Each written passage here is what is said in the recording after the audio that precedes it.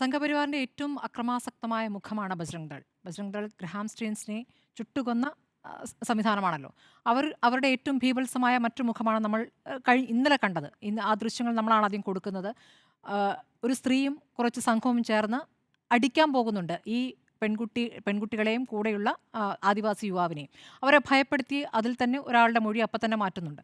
അപ്പോൾ എങ്ങനെയാണ് അവർ പ്രവർത്തിക്കുന്നത്? അവിടുത്തെ റെയിൽവേ ടി ആദ്യം വിളിക്കുന്നത് ബജ്രംഗ് ദൾ പ്രവർത്തകരെയാണ്, പോലീസിനെയല്ല. അപ്പോൾ അവരാണ് ചോദിക്കുന്നത് ആധാർ കാർഡ് എവിടെ, അവരാണ് ചോദിക്കുന്നത് രേഖകൾ എവിടെ.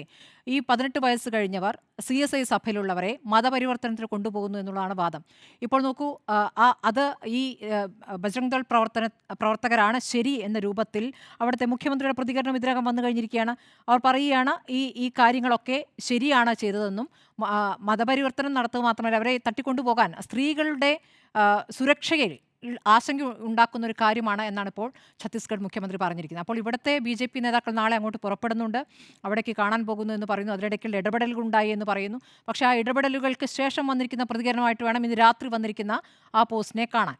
അപ്പോൾ അങ്ങനെ ഒരു ഇടപെടലുകൾ അവിടെ ഫലിക്കുന്നില്ല. കാരണം കേരളത്തിലൊന്ന് ഒരു നിലപാട്, പുറത്ത് മറ്റൊരു നിലപാട്. അത് ദീപിക മുഖപ്രസംഗത്തിൽ അത് കൃത്യമായി പറയുന്നുണ്ട്.